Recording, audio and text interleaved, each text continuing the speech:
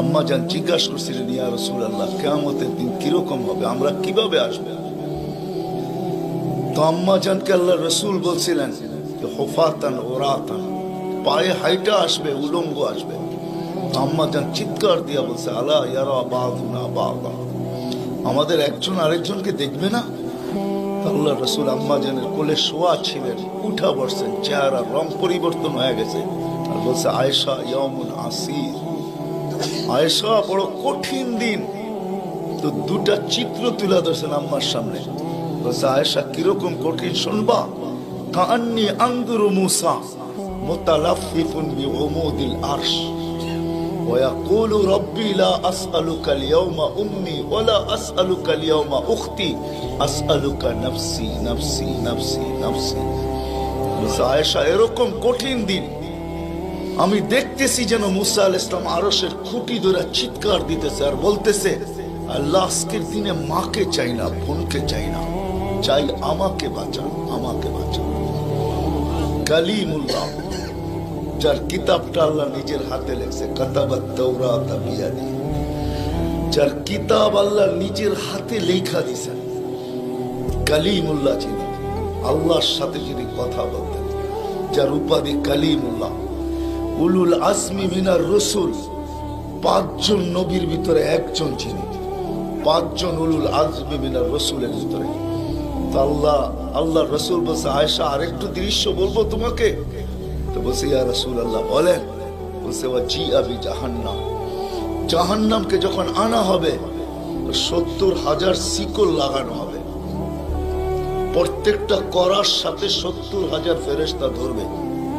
তারপরও জাহান্নাম ছুটবে, সব ফেরেশতাদের হাতের থেকে ছুটা নিচে কিয়ামতের দিন মাঠের দিকে যখন ভাগতে থাকবে, তো জিবরিল আলাইহিস সালাম আল্লাহর পাশে থাকবে, চিৎকার দিয়া বসা পড়বে আর বলবে, রব্বি সাল্লিম সাল্লিম, রব আমাকে বাঁচান, আমাকে বাঁচান। ওই দিন শুধু একজন ব্যক্তিত্ব, আপনার আমার রাসূল মুহাম্মদুর রাসূলুল্লাহ সাল্লাল্লাহু আলাইহি ওয়াসাল্লাম শুধু উম্মতি উম্মতি বলে চিৎকার দিলেন। আল্লাহ এটাই জবাব দিতেছেন, আনতা তাকুলু উম্মতি, আমি জানি আপনি উম্মতি বলে চিৎকার দিবেন, কেন এখানে শুধু ব্যথা উম্মতের, আর কোনো ব্যথা নেই, কোনো ব্যথা নেই, শুধু ব্যথা উম্মতের ব্যথা। এমন এক ব্যথা দিলের ভিতরে ছিল। তো বলছে, আপনি উম্মতি বলে চিৎকার দিবেন, আমি বলবো রহমতি রহমতি, 99 রহমত রাখা আছে, সালতো তা, ওই দিন আপনি চাবেন আমি দিব, শাফি তুসাফা, আপনি সুপারিশ করবেন আমি মঞ্জুর করব। আরেক রিওয়ায়াতে আল্লাহ বন্ধুকে সান্ত্বনা দিয়েছেন, বন্ধু আনা মালিকি ইয়াউমিদ্দিন আনতা সাহিবা ইয়াউমিদ্দিন, আমি কিয়ামতের মালিক বটে কিন্তু বাদশা কিন্তু আপনি, আমি মালিক কিন্তু বাদশা আপনি। ব্যথা ছিল, ব্যথা। সুনামগঞ্জের মানুষ আমার চেয়ে বড় বড় ওলামার আওয়াজ করছে, আমি শুধু আপনাদেরকে একটু নবীর ব্যথা শুনাইতেছি, কিরকম ব্যথা ভিতরে ছিল। চলেন, যখন ব্যথাই শুনাইতেছিলাম তো আরেকটু শুনাই। প্রথম সিংহায় ফুতে সব ধ্বংস হয়ে যাবে, এটাকে নফখাতুল উলা বলে, কিয়ামত যেটাকে বলে। দ্বিতীয়টাকে নফখাতুন নুশুর বলে, দ্বিতীয় সিংহা ফুতে সব আবার জন্ম হবে, সব পয়দা হবে। কিন্তু এর আগে মৌত সবার হয়ে যাবে, মালাকুল মৌতেরও মৌত হবে, এটাও সত্য, হাদিসে আছে। আমি অতদূর টানতে চাইতেছি না। সর্বশেষ যখন মালাকুল মৌত থাকবে, তা আল্লাহ জিজ্ঞেস করবে, মাম বাকিয়া ইয়া মালাকুল মৌত, কে বাকি? তো বলবে, লা মা বাকিয়া আহাদ ইল্লা আনা ওয়া আনতাল হাইয়ুল লাযী লা তামুত। আকাশ জমিন আরশের নিচে কোথাও কোনো সৃষ্টি বাকি নাই, শুধু আমি একা বাকি আর আপনি। আল্লাহ জিজ্ঞাসা করবে, আইনা আনতা, তুমি কোথায়? তো বলবে, তাহতা আরশিক, আমি আপনার আরশের নিচে, উপরে তো না। আল্লাহ বলবে, মাদা তারাও, আরশের নিচে তাকায় দেখো তো কি দেখা যায়? তো উনি লেখা দেখবে, আজকেও আছে, ওই দিনও উনি দেখবেন, ইন্নী কাতাবতুল মৌত আলা মান তাহতা আরশি, আমার আরশের নিচে যে আছে তাকে মরতেই হবে। আল্লাযী হাই চিরঞ্জীব ফাহুয়া ফাওকা আরশি, সে আমার আরশের উপরে বিরাজমান। তো বলবে আল্লাহ এই লেখা আছে এখানে, তা আল্লাহ বলবে ফাতামুত আনতা, এবার তোমার পালা। ফাইন্নাকা তাহতা আরশি, তুমি আমার আরশের নিচে। ওয়া ইন্নী কাতাবতুল মাউত আলা মান তাহতা আরশি, আর আমার আরশের নিচে যে আছে তাকে মরতেই হবে। সায়ুলকি আলাইহি সাকারাতাল মাউত, আল্লাহ ওনার উপরে মৃত্যুর যাতনা ঢালবেন। আজকে যদিও উনি মৃত্যু সম্বন্ধে কিঞ্চিত ধারণাও রাখেন না, আমার বিশ্বাস উনি মৌত কি জিনিস জানেন না, এটাই তো সত্য। কি যাতনা বিষে বুঝিবে সে কিসে, কবু আসি বিষে ডংসিনি জানে। সাপের বিষ তো ওই বোঝে যাকে সাপে দংশন করছে। উনি তো নিয়ে যায় শুধু আমাদেরকে, হুকুম হয় অপারেশন সাকসেস করে না, নিয়ে যান। এমনকি প্লেনের ভিতরে উনি অপারেশন চালান, ঠিক না? মানুষ প্লেনও মরে ইদানি, আগেও মরছে। উনি নিয়ে যান, উনি মৃত্যু সম্বন্ধে কিঞ্চিত ধারণা রাখেন না। তো যখন আল্লাহর ওনার উপরে সাকরাতুল মউত, সায়ুলকি আলাইহি সাকরাতুল মউত, মৃত্যুর যাতনা আল্লাহ ঢালবেন, তো ওই দিন উনি চিৎকার দিবে, চিৎকার। কিরকম চিৎকার? বলবে বিইজ্জতিকা ওয়া জালালিক, তোর ইজ্জত আর জালালের কসম, ওয়া উলুবি মাকানিক, তোর উচ্চতার কসম মালিক। লাউ আলিমতু সাকরাতাল মউত, মৃত্যু সম্বন্ধে যদি আমার কিঞ্চিত ধারণা থাকতো, মা কাবাস্তু আরওয়াহাল মুমিনিন, কোন মুমিন মুসলমানকে আমি এত কষ্ট দিয়ে নিয়ে আসতাম, এত কষ্ট। কিন্তু বহুত ওনার হবে, উনিও মুখ থুবড়ায় পড়বেন। দ্বিতীয় নফখার আগে আল্লাহ 4 জনকে পয়দা করবেন, জিবরিল, মিকাইল, ইসরাফিল, মালাকুল মউতকে। কিন্তু পয়দা করতে দেরি, জিবরিল আলাইহিস সালাম কানতে দেরি করবেন না। 3 জন জিজ্ঞাসা করবে কান্নার কারণ, বলে ইদান ইউমার ইসরাফিল, এখনই হুকুম করা হবে ইসরাফিলকে নফখাতুন নুশুরের জন্য, আর আমাকে হুকুম করা হইবে আল্লাহর বন্ধুকে মাকামে মাহমুদে নিয়ে আসার জন্য। কিন্তু আমি আমার মৃত্যুর পরে ভুলে গেছি উনার কবর কোথায়। তো 3 জন বলবে সহজ সমাধান, ফাসআলিল আরদা, তুমি জমিনকে জিজ্ঞাসা করো। তো জিবরিল আলাইহিস সালাম জমিনকে জিজ্ঞাসা করবে আইনা কবরা হাবিবার রহমান, আল্লাহর বন্ধুর রওজা কোথায়? তো জমিন উত্তর দিবে কাদ দাক্কানি আল্লাহু দাক্কা ফানাসিত, প্রথম সিংহায় ফুতে আল্লাহ আমাকে এরকম ধুনা ধুনছে, এরকম ছানা ছানছে। ছানা বোঝেন? ধুনা বোঝেন? এরকম ধুনা ধুনছে, ফানাসিত, আমিও ভুলে গেছি কোথায় রাখছি। এটা মাঝে মাঝে আমাদের সাথেও ঘটে। টুপি যাবে খোঁজে সারা ঘরে, ঠিক না? সারা ঘর মাথায় উঠায় ফেলে, হঠাৎ পকেটে হাত দিয়া দেখে টুপি আর জিব্বাটা কামড় দিয়ে বেরিয়ে চলে যায়, ঠিক না? নাহলে তো ঘরালার আবার এর মাথা খারাপ করবে, ঠিক না? আমাদেরও ঘটে, জমিনও ভুলে যাবে। ওই দিন আল্লাহ রসুলের কবর থেকে নূর বাহির হবে, নূর নূর নূর নূর, হাত্তা ইয়াসাদ আরশার রহমান, আল্লাহর আরশ পর্যন্ত পৌঁছবে।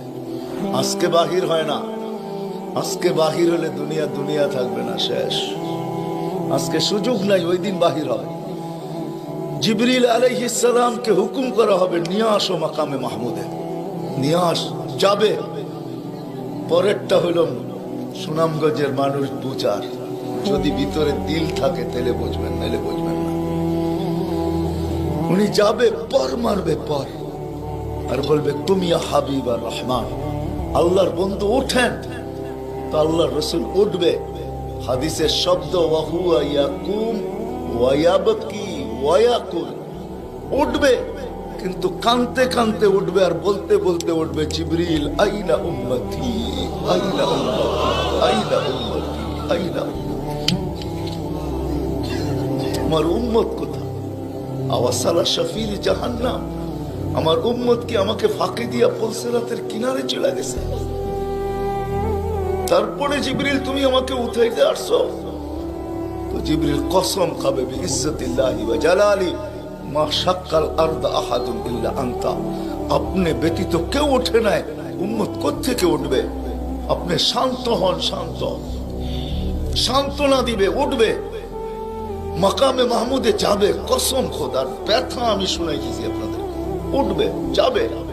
কিন্তু মাকামে মাহমুদে বসবে না, শুধু ডাইন হাতটা রাইখা দিয়ে দাঁড়ায় থাকবে। আল্লাহ জিজ্ঞেস করবে, বন্ধু বসেন না? বলছে, না বসবো না। দাঁড়ায় আছেন কেন, হাত রাখছেন কেন? বলে, মালিক এই জন্য হাত রাইখা দাঁড়ায় আছি, এটা আমি মালিক। কিন্তু তাইলে বসেন না কেন? বলে, বসবো না। বলছে, কারণ কি কারণে বসবেন না? বলে, আমাকে বসায়া দিতে চান তাই না? আমি যদি বসি তো আমার উম্মতের জন্য ছোটবে কে, ভাববে কে, কাঁদবে কে? হাউজে কাউসারে যাবে কে? উম্মতের ঠোঁটে লাগায়া পেলা পান করায়া দিবে, পানি পান করায়া দিবে কে? মিজানের পাশে দৌড়াবে? পাল্লা যদি সামনে না ঝুঁকে তাইলে দুরুদের গাঠি নিয়া, যা আমি আপনি পড়ছি নবীর উপরে দুরুদ, ওই গাঠি গুলাকে নিজের কাঁধে করে নিয়ে চলে আসবে। প্রত্যেকের নামেরটা ইমাম কর্তুবী রহমতুল্লাহ আলাইহি লেখছেন, কিতাব মোতালা করেন, ওই গাঠি নিয়ে আসবে, নিজে উঠায়া নিয়ে আসবে, উঠায়া। এই জন্যই বলছে আমার উপরে দুরুদ বেশি বেশি পড়ো। ডেলি পড়ো না তো জুমার দিন পড়ো, আকসিরু আলাইহিস সালাহ ইয়াউমাল জুমা। জুমার দিন বেশি বেশি আমার উপরে দুরুদ পড়ো, তোমাদের দুরুদ গাঠটির ভিতরে রাখা থাকবে। গাঠটি কিয়ামতের দিন যদি পাল্লা না ঝুঁকে তো আমি পিঠে করে উঠায়া পাল্লায় দিয়া ঝুঁকায়া দিব, ঝুঁকায়া। আবার মিজানের পাল্লায় পুলসিরাতের ওইখানে দৌড়াবে। বলছে, কে দৌড়াবে উম্মতের জন্য? যে কিয়ামতের মাঠে ব্যথা নিয়ে উঠবে, ব্যথা, ব্যথা নিয়ে উঠবে, ব্যথা। হায় হায়, যে মৃত্যু লগ্ন ব্যথা নিয়ে গেছেন, ব্যথা। কোনো ব্যথা না, কোনো ব্যথা না, নয় ফ্যামিলির ব্যথা না, হাসান হোসাইনের ব্যথা না, আলী ফাতেমার ব্যথা না, যে হাসান হোসাইন কলিজার টুকরা ছিল, টুকরা। সুনামগঞ্জের মানুষ বুঝবেন কি বুঝবেন না জানি না, দুই ভাই আসছে আল্লাহ রসুলের কাছে, আয়েশা বলছে, নানা জান আপনি উত্তম না আমরা দুই ভাই উত্তম? সাইয়্যিদুল আউয়ালিন ওয়াল আখিরিন কে জিজ্ঞাসা করে, যার সুবাদে সমগ্র জগৎ তৈরি, যার রহমতের ছোঁয়ায় সব অস্তিত্ব পাইছে, আমিও আপনাও সমস্ত সৃষ্টি, আরে সমস্ত নবী রসুল যার রহমতের ছোঁয়ায় অস্তিত্ব পাইছে, তাকে নাতি দয় জিজ্ঞাসা করতেছে, নানা জান আপনি উত্তম না আমরা দুই ভাই? আল্লাহ রসুল সাদা সিধা জবাব দিচ্ছেন, আমি উত্তম, খায়রুল বাশার, আমি উত্তম। দুই ভাই হাসা দিছে। আল্লাহ রসুল জিজ্ঞেস করছে, হাসলা কেন? নানা জান জবাব হয় নাই। মানি আমরা দুই ভাই উত্তম। প্রমাণ? আপনার আব্বা আমাদের আব্বাজানকে চিনেন? তো বলছে, বলো তোমাদের আব্বাজান কে? আলিউল মুর্তাজার পুরা মানাকেব পরিচয়। আমি সিলেটও বলে আসছি, আমার বড় আফসোস লাগে, বাংলাদেশে হাজারো ওয়াজ হয় সারা বছর, কিন্তু আজ পর্যন্ত একটা ওয়াজের ব্যানার পাইলাম না যে শানে সাহাবা, শানে সিদ্দিক, শানে আবু বকর, শানে ওমর, শানে ওসমান। বহুত কম ব্যানার পাই শানে রিসালাত, আল্লাহ রসুলের শান। চিনি না বিদায়, রাগ হবেন না, আজকে চিনি না বিদায়। প্রত্যন্ত অঞ্চল সুনামগঞ্জের সাথে আজকে যোগাযোগ বড় ভালো, আপনাদের হাইওয়ে বড় সুন্দর, গাড়ি বড় স্পিরিটে চলে, কিন্তু একটা দিন ছিল এখানে যোগাযোগ বড় দুর্গম ছিল। বাতিল এই সুযোগগুলোকে ব্যবহার করছে। প্রত্যন্ত অঞ্চলের মানুষ নবী জানে না কাকে বলে, রসুল চিনে না কাকে বলে। আপনারা তো শহরের মানুষ, হায় হায় আপনাদের এই সুনামগঞ্জ পাওয়া যাবে বহুত মানুষ নবীর নামও বলতে পারবে না। রাগ হয় না, রাগ হয় না, পায়ে হাত রাখে। বিদায় বাতিল এটাকে সুযোগ হিসাবে ব্যবহার করে। নবীকে যখন চিনে না তো ভুল নবীর 2 নম্বর 22 নম্বর নবীর মালা তাদের গলায় পড়ায়া দেয়। কাদিয়ানি বানাইতে সুবিধা এই জন্য, নবীর পরিচয় যদি আমাদের বাচ্চা বাচ্চা জানতো, নারী পুরুষ জানতো, আমাদের স্কুল কলেজের ছেলেরা জানতো যে আমাদের নবী কে, তার প্রয়োজন কতটুকু, তার মর্তবা কত বড়, তাইলে কেউ এরকম দাওয়াত নিয়ে যাইতে দেরি, জুতার বাড়ি খেয়ে ফিরতে দেরি হতো। মুখ খোলার সুযোগ ছিল না আমার। আমার বড় আফসোস লাগে, দিলে ব্যথা লাগে, ব্যথা যে বাংলাদেশে হাজারো লক্ষ ওয়াজ হয়, জানি না হুজুররা দেখছে কিনা জানি না, শানে সাহাবার কোনো ওয়াজ নেই, শানে আলী, শানে ওমর, শালিয়া। হায় হায়, কথা মনে উঠছে, এই জন্য বলেই ফেলি আজকে। আলী রাদিয়াল্লাহু তাআলা আনহু বসা আল্লাহ রসুলের কাছে, দুইজনই বসা, আর কেউ নাই। আমি আপনাদের কিতাবের হাওয়ালা দিব, কিতাব দিব।